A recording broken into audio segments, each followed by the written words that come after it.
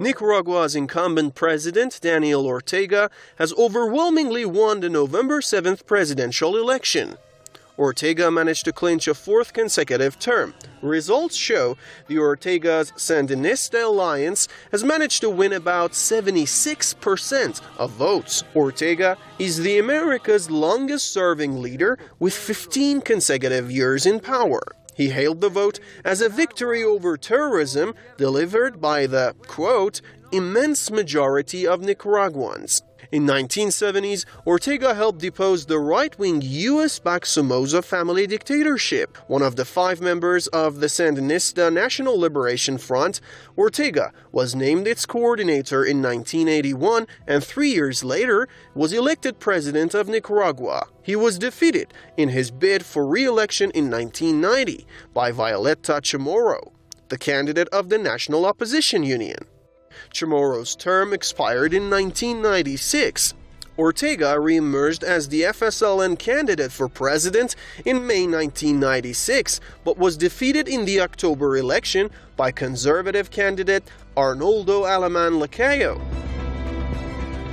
And the U.S. has tried in the past. They interfered to overturn the revolution back in the 1990s.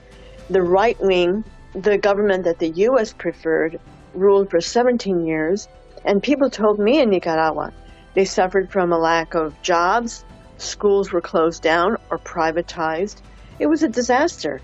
Ortega was also the FSLN candidate for president in 2001, and although he was defeated, he captured 42% of the vote. Ortega remained influential in Nicaraguan politics, and in 2006 he once again ran for president as the FSLN's candidate. With his strong support among Nicaragua's poor, he secured a large enough plurality to defeat conservative candidate Eduardo Montiel. Ortega has implemented policies to achieve leftist reforms across Nicaragua.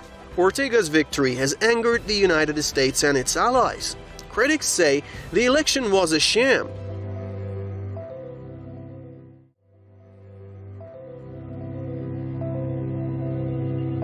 U.S. President Joe Biden has labeled the general elections in Nicaragua as a pantomime vote, claiming it was neither free nor fair and, most certainly, not democratic.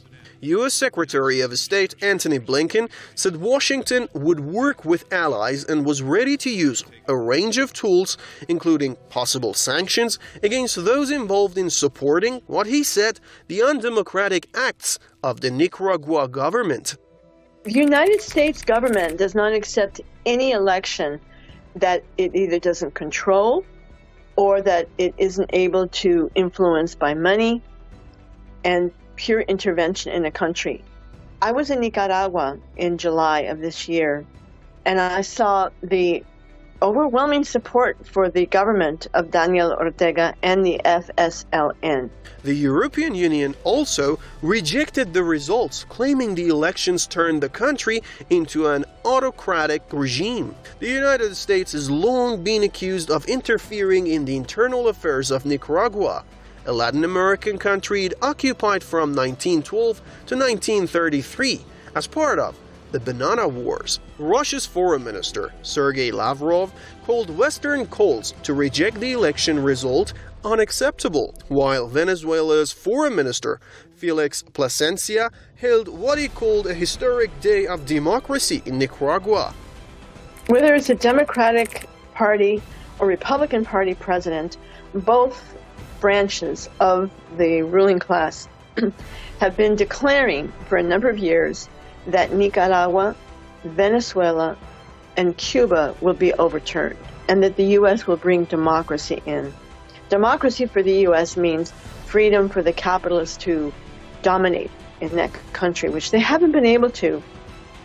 Washington and the EU have already imposed sanctions against Ortega's family members and allies amid a series of U.S.-provoked anti-government protests in the lead-up to the recent election.